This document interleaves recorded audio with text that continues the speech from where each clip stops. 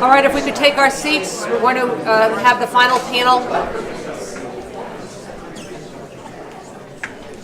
And I'm going to introduce John McGinnis. Let's welcome John McGinnis to the panel. Thank you. Thank you very much, and thanks so much for Rob Miller for inviting me here to speak today. It's really a delight. And also thanks probably to his indulgence, because he probably thought I was going to talk about something else than the subject I am talking about today. I am just completing a book on originalism and thought my first instinct was to speak about that. But realizing that this is a constitutional day mandated by the Congress of the United States, so it was a little incongruous to talk about originalism. It was under the original meaning of the Constitution, Congress's act to mandate a day that you have to discuss the Constitution for getting federal funding is, in my view, almost certainly unconstitutional under the original meaning. Not having even an enumerated power, even before we get to any questions of the amendments. So I thought I would do something really talk about my next project, which is not really about originalism at all, sort of the opposite, thinking about how we need to change the Constitution. And here I'm talking about the Constitution writ very broad, not just our large C Constitution, but our small c Constitution, including framework legislation and what I would call our constitutive laws, to reflect what I think is the most important fact of our century, that of technological acceleration. And I'll begin by talking about it just in terms of the technological acceleration that we really talk about all the time when we call this age the information age, and talk about that in relation to democracy. So I think I'll have some connections with some discussion before, particularly in the last panel, talking about educating citizens. I mean, people talk about this as the information age, and you might think that the information age would be a golden age of politics, because people disagree, of course, about what policies to adopt, but now we have a lot more data generated by modern technology that allows them to better update their beliefs about policy outcomes on the basis of shared facts. And convergence on the facts can in the long run lead to more consensus on better policies and a more indeed harmonious society, because partisans can't as easily stoke tensions by claiming consequences, exaggerated consequences, false consequences on the basis of their own factual claims. Thus, on this view, a central task of contemporary public law, this small c constitutive law, is to accelerate a politics of learning, a politics where democracy updates public reason ever more accurately and rapidly. A politics of learning, however, rests on a factual assumption of its own. Democracy can update on the basis of more information. This assumption has been recently challenged. For instance, Professor Dan Kahan of Yale Law School has argued that individuals choose sides really on the basis of their identities and evaluate evidence in light of that continuing identity. And therefore, these citizens really don't update. For instance, those who oppose gun control for cultural reasons refuse to consider evidence that widespread possession of guns saves lives. Alternatively, those who support gun rights refuse to consider evidence that guns actually create a lot of harm. My talk here will defend the proposition that immersing representative democracy in a bath of facts can improve democratic outcomes. And crucially, on many issues, a large number of citizens share broadly similar objectives, and thus resolving factual disputes about policy outcomes helps create consensus on what kinds of policies to choose. A focus on democracy's capacity for factual updating, I think, subtly reorients the ideal of public reason in a democracy and offers a distinctive agenda for reform. In my view, public reason progresses more by narrowing or dispelling disputes about facts than resolving debates about values. If that's true, government should be structured basically to improve our collective deliberation about the facts. Democracy already contains important mechanisms that helps new factual information change policy. Majority rule in democracy makes use of the cognitive reality that individuals have varying susceptibility to bias and ignorance. And democracy thus privileges the median voter, not the extremes, permitting outcomes to shift when the decisive middle shifts. And representation in democracy makes use of another cognitive fact that people who have more at stake pay more attention to outcomes, and therefore representatives and the experts who advise them are likely going to pay attention to facts. Given that more information can improve political results, the project for public law in our time should be the transformation of government into an instrument that learns from the vast array of facts made available by the new technologies of information. Greater computer capacity, I'm going to discuss, is generating more empirical analysis. I'll discuss also the rise of prediction markets permitted by the internet and the dispersed media. We talk about them as blogs. All of these funnel facts salient to public policies, to legislatures, and to the public as a whole. But this kind of distinctive public reason certainly will improve quickly, only if our laws facilitate it. Government needs to subsidize prediction markets rather than, as it does today, make their operation very difficult. Constitutional federalism must be reinvigorated to allow different experiments in different jurisdictions. And Congress should include mandates actually to randomly have policy in certain instances to have better sense of what the best outcomes are likely to be. In my view, creating a contemporary politics of democratic factual updating is a matter of both great historical interest and of enormous importance to our future. In the historical sweep of ideas, a government more focused on factual learning moves towards the Western Enlightenment ideal of a politics of reason. In my view, by displacing religion from the center of politics, the Enlightenment removed issues that were not resolvable as a matter of fact, permitting a focus on policies that could be improved by better factual understanding. And similarly, by tempering the role of ideology in politics, better democratic updating afforded by modern technology can similarly increase social harmony and prosperity by facilitating consensus around politics that deliver the goods. For the future, a more factually oriented politics is an urgent necessity. Creates a more information-rich politics is needed because we're seeing technological acceleration from nanotechnology to biotechnology to artificial intelligence. While these technologies may offer unparalleled benefits, they also may create catastrophic risks, such as rapid environmental degradation, new weapons of mass destruction. Only a democracy able to assimilate the facts more rapidly and accurately is likely to be able to avoid disaster and reap the benefits. Now, in my view, the factual premises about individual cognition that are necessary for a politics of learning are pretty modest. First, individuals must be able to update on information. I think the cognitive literature suggests that they do. We wouldn't be around, I think, if our ancestors weren't able to update about where the prey was, for instance. Second, factual debates must comprise an important part of politics. I think that certainly is true. You look at, for instance, Bush's tax cuts. He said, well, one of the reasons we should enact them is to end the recession and increase economic growth. Obama's stimulus program was enacted with very similar objectives, but they obviously are different ways of going about it. As to those issues, I think what's being debated a lot is, well, really, what are going to be the policies that are going to, in fact, broadly deliver economic growth? Recently, some people have doubted this, and so there's something different about politics that makes the factual updating we see in individual life not likely to happen. A lot of theories about this. I'll just talk about one of the most recent, from Dan Kahan at the Yale Law School, who says that, well, again, is this argument that people just have these cultural biases. For instance, he suggests that people are largely divided into hierarchical, egalitarian, and individualist mindsets. Citizens with these differing mindsets simply don't update on the basis of new information. And that obviously creates a problem of what I would call cultural cognition.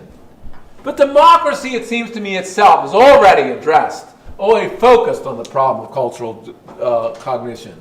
So I've suggested it deploys a salient fact about cognitive reality. People have different abilities to update.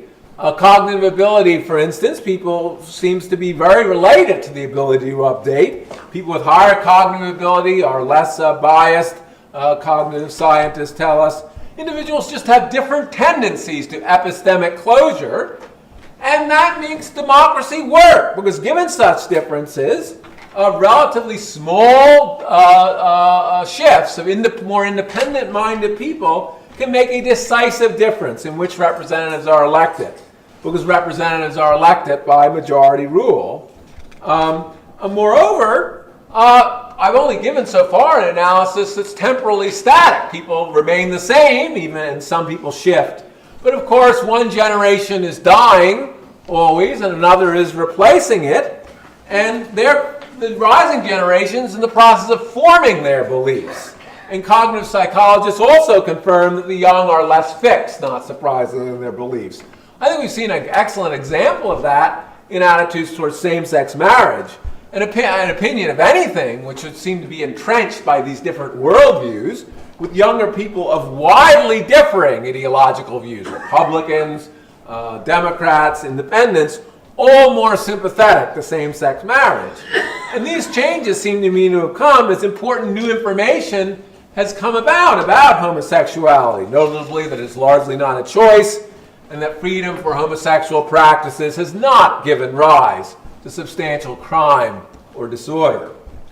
Representative democracy also works because it creates higher stakes that improve cognition by giving representatives something to lose if they make substantial mistakes. That's, I think, one important reason for representation and an understanding of the factual updating that goes on in democracy. Moreover, in modern democracy, expert elites play a very large role in setting the agenda, and they pay a lot more attention to the facts. And there's a great deal more convergence on the facts. For instance, people at large debate whether trade is a good idea or not. Well, among economists, there's really almost no debate about whether free trade is a good idea. And we actually pursue, therefore, a policy that is more favorable to trade than perhaps the typical citizen would think is a good idea because of those view of the facts. So those are ways that democracy already improves factual updating. It improves it by subjecting our representatives to accountability, not only the accountability of the electoral box, but just by the accountability of having to explain their position to people of differing views. As I'll suggest, one problem with that may be gerrymandering. It's good for people to explain their views to an electorate where they can't quite predict who's going to show up. That's going to make them more accountable. And that may suggest we need one of our reforms, our small c constitutive reforms at least, would be about gerrymandering. Well, if this is the case, so first of all, I've tried to clear this underbrush that actually democracy can update on the basis of new facts. How do we improve it? And my claim is that this is an essential aspect of governance, and that's what's been going on for a long time, that governance has always depended on the rate of technological change. That democracy, for instance, itself is a reaction to the accelerating change of the scientific revolution of the 18th and 19th centuries. More oligarchic ways of ruling simply didn't get enough information in society to deal with these new changes. The rise of the administrative state was a new reaction to a higher rate of technological change. At that time, some of the architects of the administrative state even recognized that technological change was a reason that we needed to reform the way we updated our beliefs in a democracy, or made that, or updated the beliefs and made them effective in social governance. Well, today the need to update political structures seems even more urgent because of the fact that technological acceleration is happening all around us. Many theorists think we're in an era of exponential change, and I think we see this in nanotechnology, in artificial intelligence, and maybe things that have already been going on, like climate change. And these can cause huge social dislocations, from unemployment to terrorism, And that means that society must deploy, it seems to me, information technology in the service of democratic updating, particularly because this information technology is part of this larger story of technological acceleration. Now, I'm going to talk about three forms of information technology that I think are very important for this kind of democratic updating. One is, and I think they all have certain synergies with one another. One is empiricism, another is prediction markets, and the third is dispersed media. Well, first of all, let me begin with empiricism and why that is becoming more and more important part of our life. Of course, I'm not going to spend a lot of time defining empirical social science, but what it tries to do is it attempts to discover the causes of social behavior, including the effects of social policy by looking at data from the world. Insofar as it shows how various policies affect social welfare, it obviously can contribute to the production of better social policies. I certainly think the Welfare Reform Act of 1996 had a lot to do with the empirical discoveries that were made about the effects of welfare. Now, always empiricism has had one huge problem in the world. Its need for enormous amounts of data and huge calculating capacity, because the problem with social science empiricism, unlike natural science, it's hard to tease out causation from correlation. The world must be broken down in numbers that can be calculated, and to deal with matters of any social complexity, a lot of numbers are required, and to draw any conclusion, these numbers must be sliced and diced, and hypotheses about particular social claims, such as the assertion that a certain kind of charter school improves outcomes, or more police on the streets reduce crime. We have to get the data and have a clear program for finding out what are the effects of various, what's the connection between various social phenomena.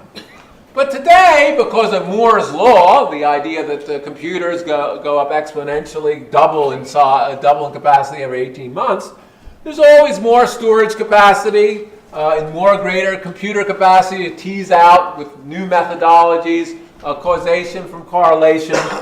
Indeed, by 2020, people predict the computers will themselves be coming up with some of the hypotheses to test. So that decline, what economists would say is that the cost of empiricism is declining all the time. And that I think is very important because it changes the culture. Let's think about how it changes the culture in law school. Certainly in my law school, we certainly be hiring more and more empiricists. I think that's true across the legal academy, and that makes sense. 100 years ago, armchair speculation was very cheap compared to empiricism, because the cost of doing empiricism was really prohibitively expensive. It was almost impossible. You never got any useful results. You didn't even have, I understand that in the 1960s, to do one regression analysis of any complexity, you needed to get the mainframe computer at the University of Chicago and use it for several weeks. And today, in a faculty workshop, people are debating the empirical results from their own workshop, from their own computers. There's a back and forth, people taking down data sets. It's a completely different culture. And now that the cost has fallen, a state of empiricists are now focusing on the effects of social policy. So that's one, I think, great change that accelerating technology makes possible. Another is prediction markets. Now, you probably have heard of prediction markets, largely in the horse race kind, in which people bet on the results of various elections. And they have proved extremely accurate in that respect. People bet on which state, for instance, Obama and McCain were going to win, and I believe it's the case that it was predicted. The prediction market called Intrade predicted this more accurately than even the collectivity of any polls in all states. So that's really very beneficial, but you might say, well, how could this be useful to social policy?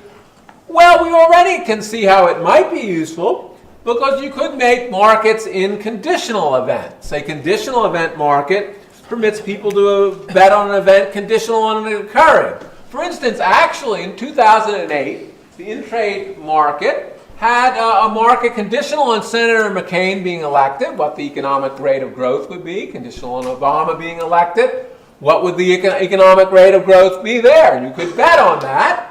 And that was useful information because presumably what's going to be a factor in some people, at least this determination, is how fast the economy is going to grow if we elect one of these two gentlemen. Now, of course, only one of these bets could have paid off, and the wagers will have to be returned to those who bet on the growth rate of the candidate who isn't elected, and I'll deal with that shortly. But the run-up to the election, these markets could provide quite useful information. Today, one could similarly vote on the question, have a market conditional on the Bush tax cuts being extended. What will be the economic effects of that? What are the economic effects if they're not extended? Useful information for the polity as a whole. Useful information, of course, one useful kind of information goes to the amount of the idea that you're actually, as Sam Zagaroff suggests, he doesn't want to listen to just anyone out there. He wants to listen to informed people. But of course, informed people are exactly the people who are going to bet because they've got money at stake. And in fact, this is going to elicit their opinions because they can stand to make some money. I mean, one point is that we want a democracy, as one economist has suggested, where we might vote on our values, but we bet on our beliefs. This just goes back to, or Moynihan, Senator Moynihan's famous statements. People are entitled to their own opinions. They're not entitled to their own facts. And what a prediction market helps is generate and put more accurate facts at the center of politics. They also create a market check against bias, against the bias of experts. The public can bet against the consensus of experts. An example, of course, of this kind of check, even before prediction markets, came in the 1970s when Paul Ehrlich, one of the leading experts on the limits to growth, suggested that the natural resources to the world were dwindling, and an economist bet him that the price would actually go down of these resources, and turned out to be correct. Prediction markets will do this on a much larger scale.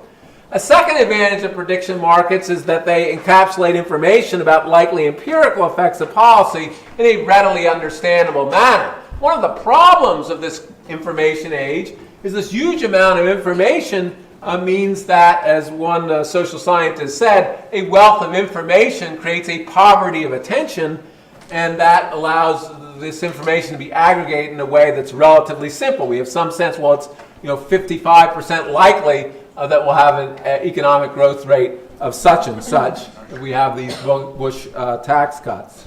Third, cognitive scientists think that one of the best way of debiasing people is to force them to think about the opposite of what they, of their own prior beliefs. Conditional prediction markets do that. For instance, a conditional market on the Bush tax cuts, whether they're continued or not, forces people to think on both sides. And that, we're told, is a very valuable way for people actually to temper their own biases. The third important aspect of the information technology that I think has to be unleashed for a politics of democratic updating is dispersed media. Obviously, you've all heard about that. Blogs. There's been a lot of discussion about blogs, not surprisingly, in blogs themselves, among other places. But I want to talk about them a little differently, I think, from most people. I don't see them as just the equivalent of people putting out their opinions, but as a way of, again, refining the factual debate in society. Because now we see blogs on just an enormous number of issues, and very specialized issues in which experts with their relative expertise come to the public sphere. In my own world of law, there must be now 100 law professors who write every day in specialized blogs in areas where they have a lot of factual expertise.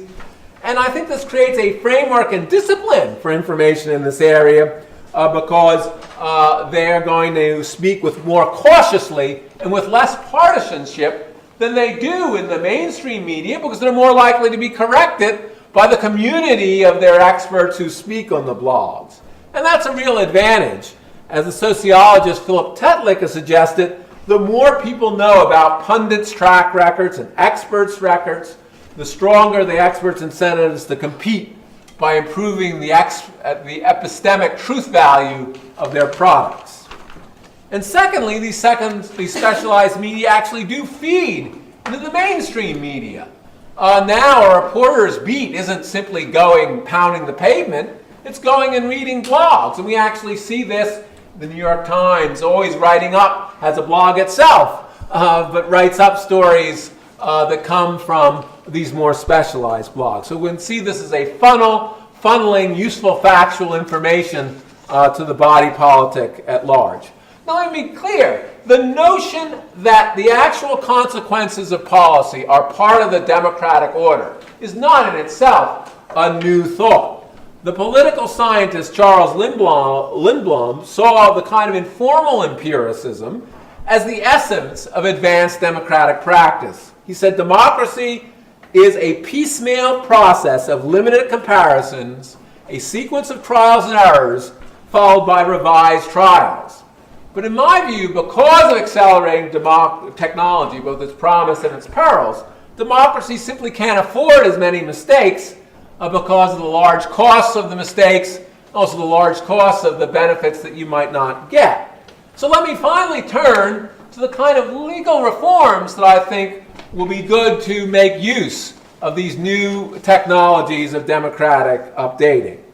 Well, first of all, one of the useful ways is a very old way, federalism. Empiricism makes federalism all the more salient today. A powerful investigative tool in social sciences to compare how different laws work in different jurisdictions, whether states or nations. Such careful comparisons can help us change our prior beliefs about the consequences of good and bad policies. But that kind of investigation can really only work if policies are allowed to differ. The focus on information elicitation suggests the Supreme Court should accelerate its trend today towards constitutional federalism, at least in the area of non-economic policy, where precedent doesn't foreclose such a revival. As a result, different states can adopt different policies on such issues as whether guns can be carried near schools, and empiricists can test which kinds of policies actually make children safer. The Supreme Court can also promote federalism by continuing the recent trend in which it has refused to broadly interpret provisions of the Bill of Rights or other fundamental rights when lawsuits have been brought against the states. Well, the court has not offered promoting empiricism as a rationale for restraint in applying rights against the states. This rationale, I think, has grown more powerful as the apparatus for empiricism has also grown powerful. In a sense, it's become less plausible for the court to rely on its own intuitions of the justices about what effects providing a right will have, as we can begin to test the effects of rights.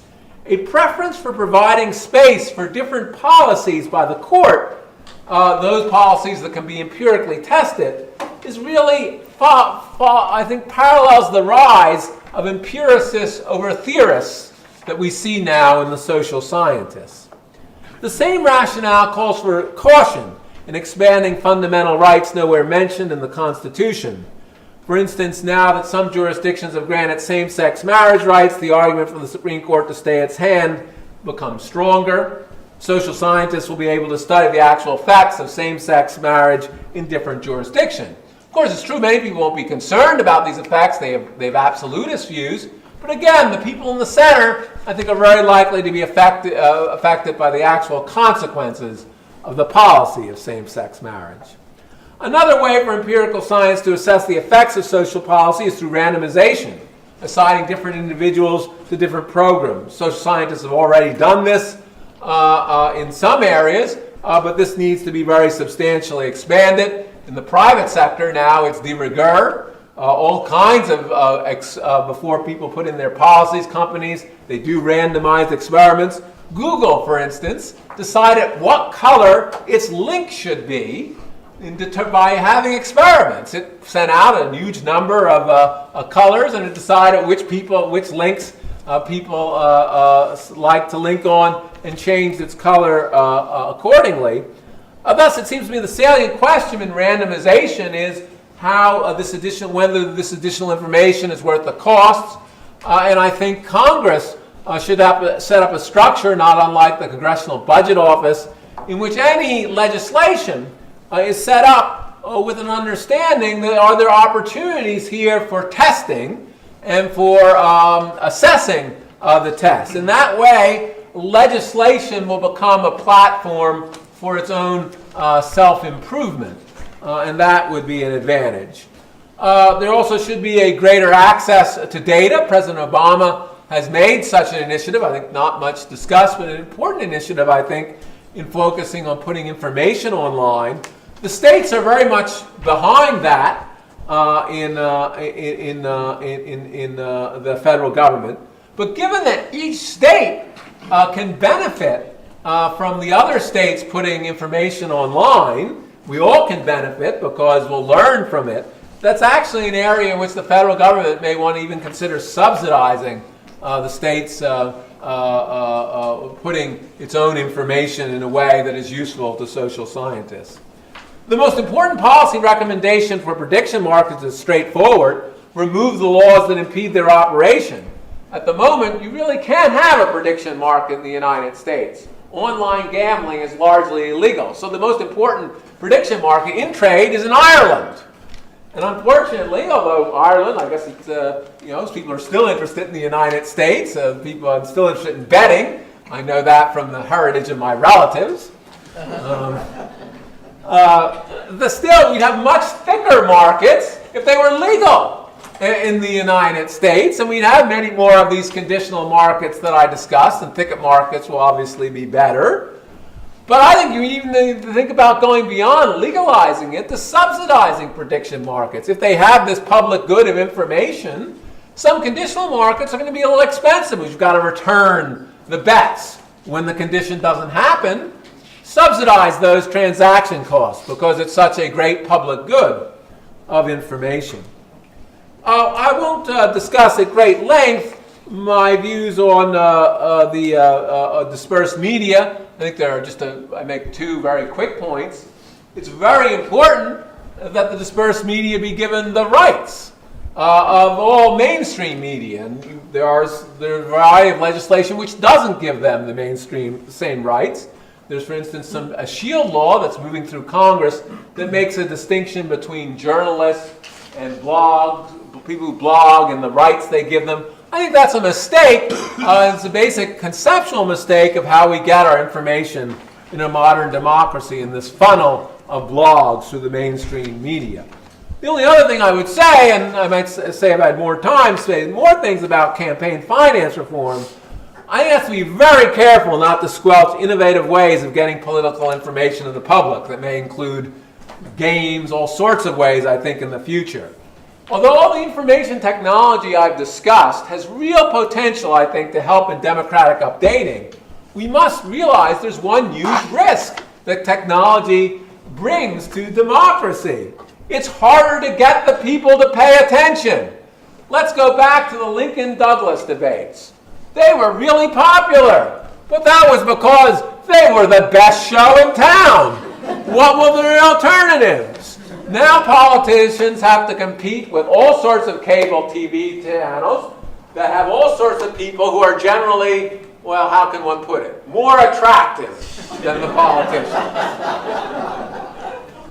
So the proposals discussed so far are designed to assure that our political system obtains the best information. But of course, the utility of information depends crucially on whether people are going to uptake the information. And bias is a very serious problem. I don't think it makes it impossible. I think the people like Professor Kahan are onto something important. It makes it more difficult. So how do we think of changing that as well? only have a little time left. One is gerrymandering. We have to be very worried about gerrymandering. This is something I only came to in thinking through this. I know Professor Zakharov is worried a lot about gerrymandering. If we believe that one way we debias our representatives is they may have to speak to a lot of different kinds of people, to people of different persuasions, this is another reason that gerrymandering is very problematic, because it may make them speak really, they think they'll only have to talk to people of their own party. There won't be decisive voters who they really can't quite sure where they're coming from. That makes people more honest, apparently. Another difficulty with democratic updating is, I think, the problem of gerontocracy. I've talked a little about why the young are better at updating, and I think that this actually raises other arguments for term limits, particularly, and I'll only talk about one of these proposals, at the Supreme Court level, because there's a real problem at the Supreme Court. It's not only that you might believe that people are going to have greater confirmation biases as they get older. Accelerating technology suggests people are going to get older and older on the Supreme Court. I think it is completely possible that some people, like Justice Kagan, will be Justice Kagan 50 years from now. They'll have life. That's how fast technology is changing, medical is advancing. And you might worry about that just because cognitive psychologists suggest to us that people have less ability to adapt to new information as they get older. And that suggests maybe it's yet another argument for term limits on the court. A final kind of concern, I think, is education. Not surprisingly, from John Stuart Mill on, all theorists of democracy have a distinctive theory of education. And if you have a theory of democracy like mine that sees public reason as largely about factual updating, you'll want to very much focus on tools at the educational level that will help on updating, like the tools of understanding statistics and things of that sort, maybe also some tools of debiasing at that time, because that will help with a politics of updating. There's always a distinctive education. Well, let me sum up as I see my time is really ending here. My claim is that societies flourish through their ability to learn. And such factual updating requires the exploitation of the latest technology. In my view, technology progresses because man exploits some element of the world that he captures, from water and fire to, of course, now magnetic fields and the quantum movement of atoms. Government structure then progresses as the new technology is deployed to create better source of information for social decision-making, crucially including the social decision-making that is necessitated by the dislocations that the new technology itself brings. Ultimately, our distinctive forms of government throughout history have been the outgrowth of the human genius for material invention, a social echo of the Promethean capture of some natural element for our collective welfare that is then followed by some invention of government for our collective welfare. And I don't think it's any different today. Thus, the task of political reform is to use these technologies to improve updating on the basis of the new information they provide. Part of this goal can be met through legal reforms that reshape our constitutive government, our small c constitutive government, to be a better instrument of social learning and permit these new technologies to deliver a powerful way of updating our beliefs collectively.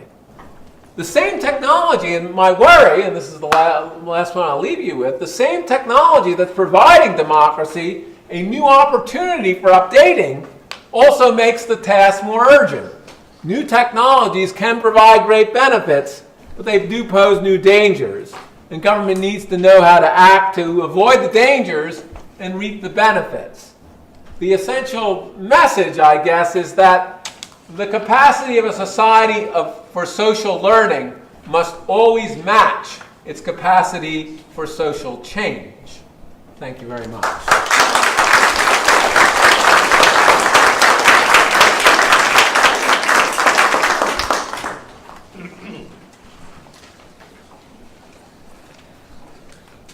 On this Constitution Day, Professor McGinnis's paper suggests that American democracy, its voters, its elites, its institutions, and as a result, its policies, is capable of updating as exposed to new empirical evidence. His paper implies a small L liberal faith in the capacity of Americans and their institutions to behave more or less rationally, adapt and improve our policies and institutions based on this new evidence.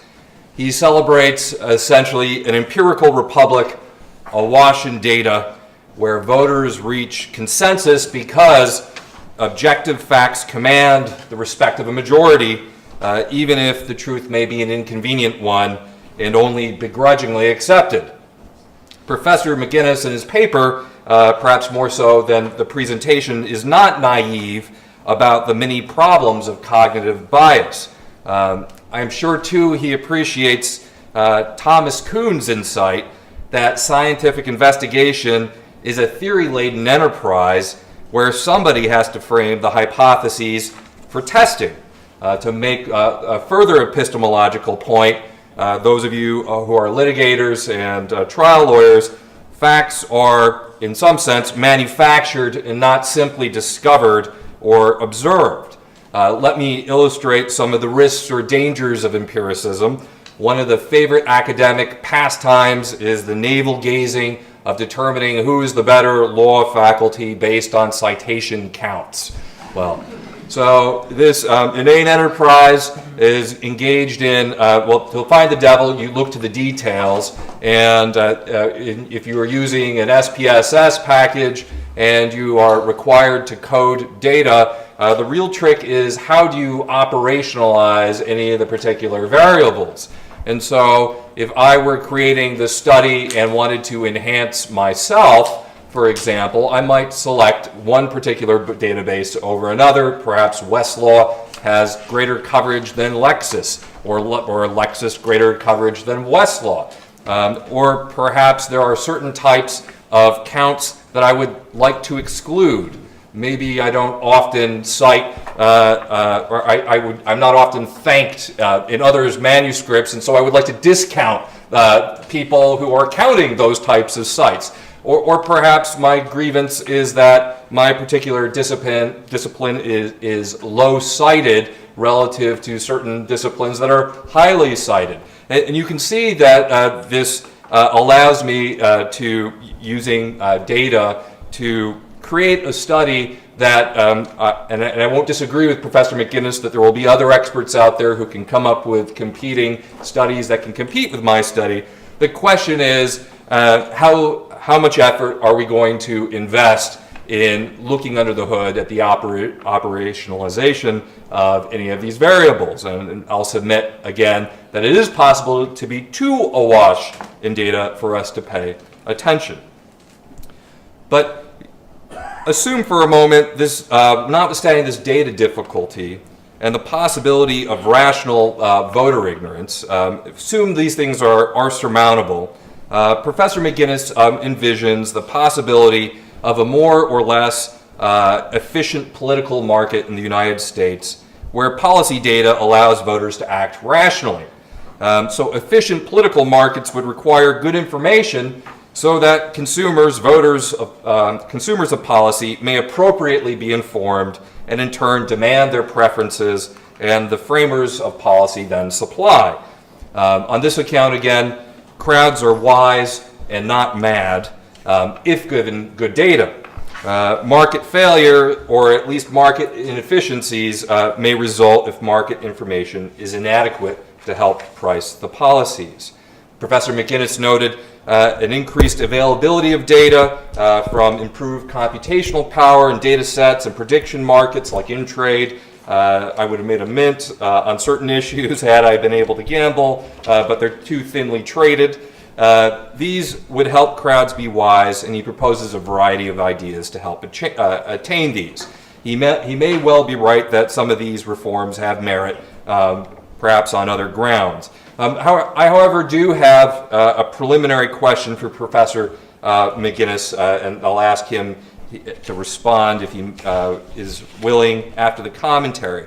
So I would like him to help me square his defense of the capacity of updating democracy with his well-recognized and important academic defense in the law reviews of supermajoritarian legislative and constitutional rules that defend the status quo. Take, for example, the United States Senate, where any single senator enjoys the privilege of filibuster, a tool whereby he or she may obstruct measures or action disagreeable to the senator. So formerly this required dilatory conduct, reading from the phone book or recipe books. We've made it easier now with our parliamentary tracking procedures. The cloture rule presently requires a supermajority of 3/5 of all senators, so 60 in the presently constituted Senate, to invoke termination of debate. And after you get the 60 votes, it's not like debate shuts up automatically. Each senator then has a right to engage in another hour of dilatory speech until they're all done. So this counter-majoritarian device is a veto gate that stops dead many policies that enjoy the crowd's broad, but not quite supermajority political support. So my question is, if crowds are rational, or at least rational enough, and can update to new information, why the distrust of majoritarian democracy? Why should we not allow them to have the legislation they want and the judges they would like to confirm, a la the claims of popular constitutionalism? Perhaps the answer, and again, this is not one that I read in the paper, I may have missed it, but let me try to construct charitably what an answer might be. Perhaps the answer is that more facts help the polity craft superior policies that more effectively reach their ends, but perhaps these policies are dangerous ones from the perspective of minority interests due to irreconcilable value claims that cannot be resolved factually. So if that's the case, perhaps Professor McGinnis's account is that we need greater Republican deliberation to temper our newly updated democracy. So that represents then a trade-off, because not all political disputes will resolve nicely with all parties acknowledging the common authority of facts, because, again, some will be the ken of values. And given that men are not angels, but devils, ambitious and self-seeking, perhaps that's why we need those supermajoritarian rules. Let me propose that as a response to my own question. So the second question that I have for Professor McGinnis. He notes Justice Brandeis' statement that states are laboratories of democracy and that they're desirable because they can provide us new information about the merits and demerits of various policies. So in other words, Governor Mitt Romney's experimentation in Massachusetts with healthcare reform might yield some data about the desirability of adopting such a plan on a nationwide basis, and so we should allow the states to experiment. But continuing this experimentation metaphor, experiments do eventually come to an end, and their results do eventually get reported, and they do eventually get acted upon. So should the federal government have authority after some requisite period to draw conclusions from particular experiments and adopt the solutions for the nation as a whole? Or perhaps it's not the federal government who gets to decide it, but the people, rather than the federal government, who decide when the experiments ended. But if the next step then requires a constitutional amendment, perhaps because of doubts of the possibility of having a national health care resolution, should we then be concerned that our chief charter, the Constitution, is so difficult to update? So again, this relates to my prior point in that the idea of a democracy that can factually update may presuppose a constitution that can allow it to act subsequently. So my question then, to sum up, would be what balance would Professor McGinnis strike between democracy on the one hand and constitutionalism on the other? And finally, I wonder whether Professor McGinnis might comment on the desirability of some policy implications, other ways that we might take this cognitive liberality and this faith in the capacity of our polity to update. So does this mean then courts should engage only in rational basis review of congressional enactments? So in other words, given adequate enough facts, that we shouldn't have the judiciary second-guessing the judgment of Congress with regard to the factual underpinnings that justify legislation. Secondly, should this also apply to deference to executive branch action? And finally, ought we to be electing our state judicial officers in light of this cognitive liberality? So I'll leave those as questions for Professor McGinnis to answer. Thank you.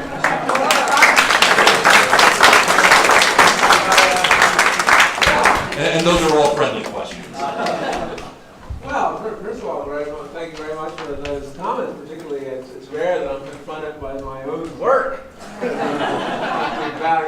answer the McGinnis past for the McGinnis future. Well, I do have some thoughts about supermajority rules, and I'll try to make them very brief because I'd like to get to your questions very quickly. I think the question 1 and question 2 are somewhat similar in the sense that the advantage of supermajority rules at the federal level are they protect federalism. They protect the experimentation. It makes it harder for the federal government to act, and that allows more space for the states to act. For instance, and let's go to the Romney health care plan, I think it was completely sensible for Massachusetts to pass their plan, but it might not have been sensible at all for the federal government to pass its plan.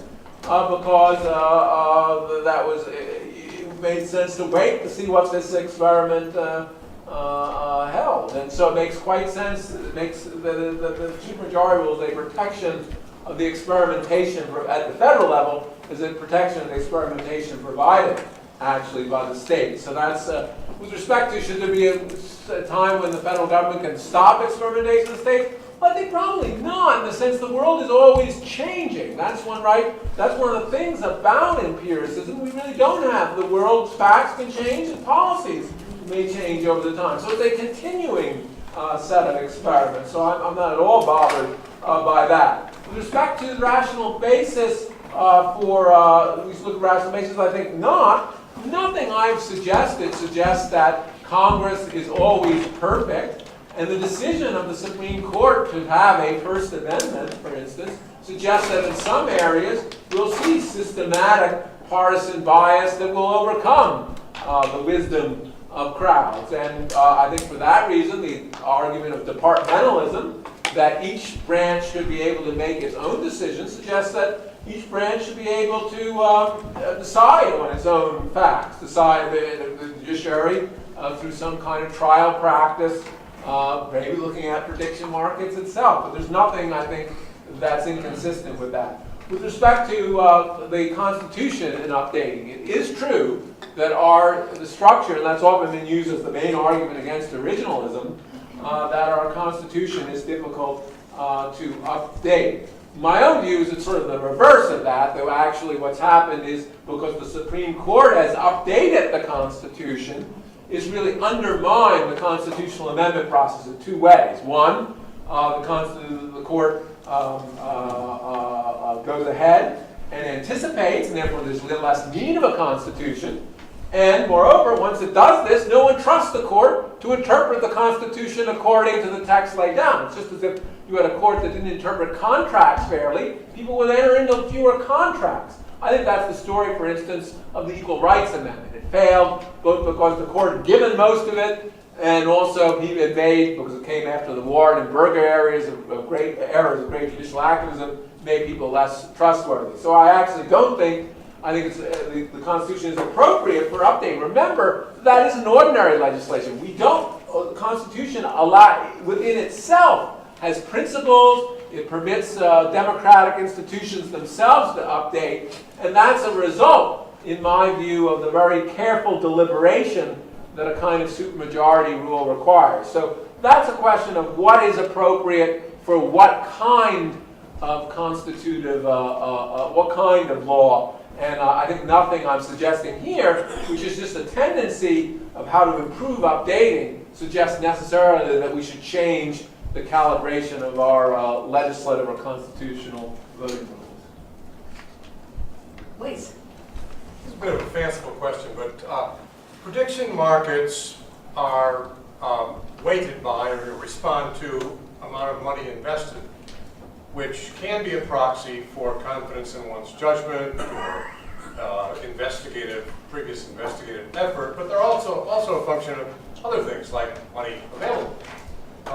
Would prediction markets generate better information if we could figure out a way to weight them in other ways, like expertise or previous prediction track record or ability to adapt, perhaps using youth as a proxy for superior ability to adapt? What do you think?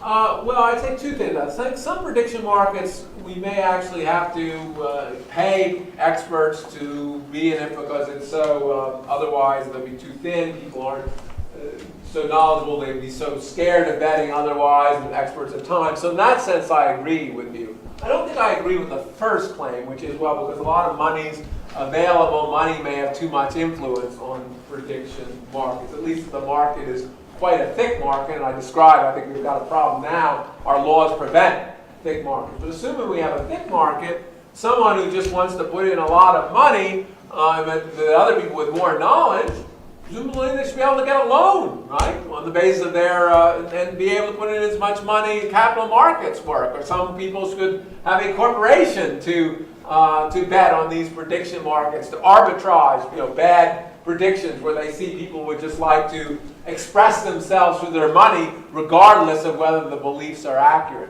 So I think ultimately a market should work just as other markets work as being in some sense a great leveler, that it's, if you've got a good idea and you have well-functioning capital markets, you should be able to play against even the big guys who don't have any good ideas. Well, this is not a fanciful question, it's a simple-minded one. I've been trying very hard to be optimistic about the state of our political discourse and political decision-making, and finding it very difficult to find that optimism.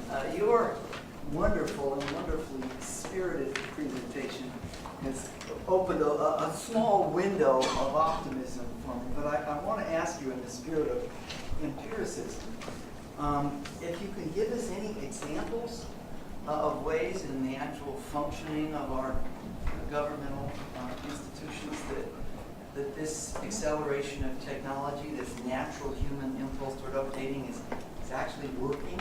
Oh, well, of course, I'm a little cautious about doing that because from a previous comment of yours, I think we may begin with different priors.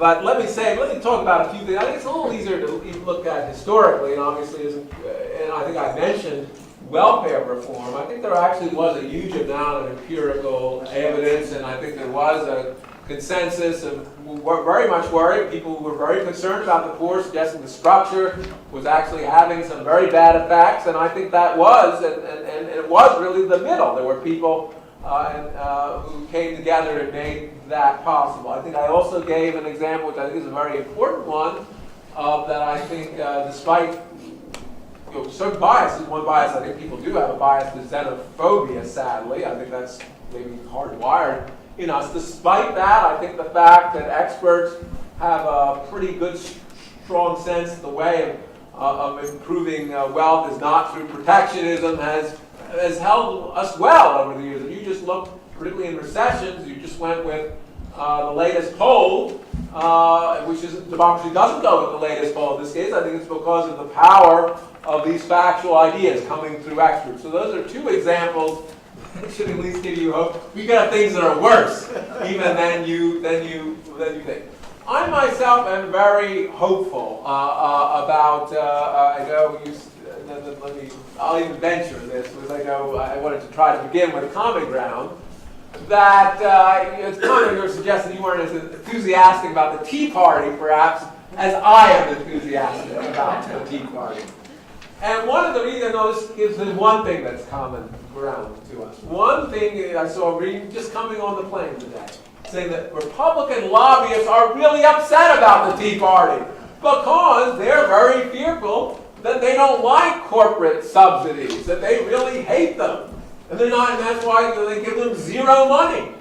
Well, I think that's one thing that actually people of differing views, right, should be able to agree will make our government work better. If we have people who are kind of who are opposed, even for overlapping reasons, to, and I think it comes from the public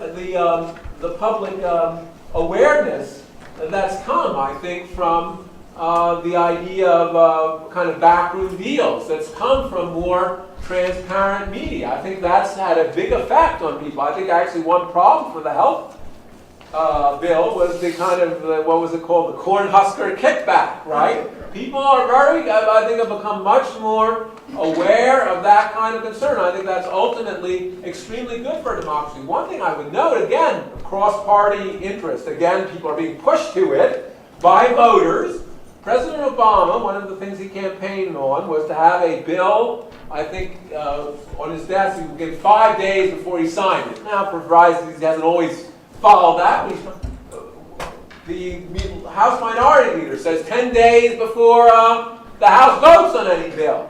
I think those would be tremendous steps forward of transparency, because I think they would make some of the kind of special interest or clientism that Sam Zakharov talked about less likely. But moreover, because I think it would allow, particularly with this acceleration of analysis, more analysis of bills before they're voted on. People's votes may ultimately change. So those are two things that are, again, I'm trying to be nonpartisan here through both the Democrats and President Obama, and through what you might think of as his greatest opponent, and soon I think certainly to be his greatest opponent, the now minority, I think soon to be Speaker of the House. They really are coming from the same page there. I think not only just because they happen to be there, but because that's where the public is pushing them to, and the public itself is being moved already by being what it's seen with the information that it gets, and that sets up a virtuous cycle that it wants to have means to get even more information. So, John, I just need to maybe point out a closing irony that the themes of your paper are hope and change.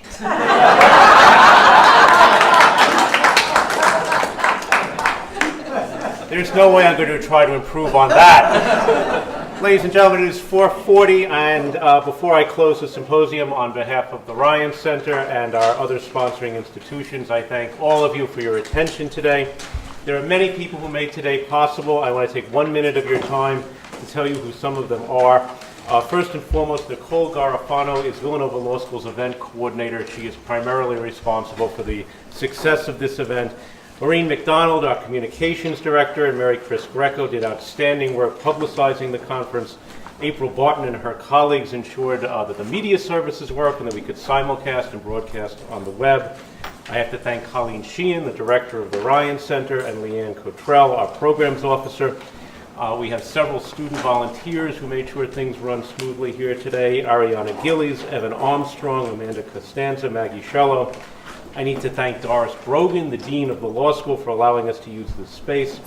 My colleagues who acted as moderators, Patrick Brennan, Lou Sirico, and Kathy Langto. And finally, I want to thank all the speakers and respondents. I promised you this morning an outstanding collection of scholars. I hope you agree that that's what you got. Please help me thank all of them.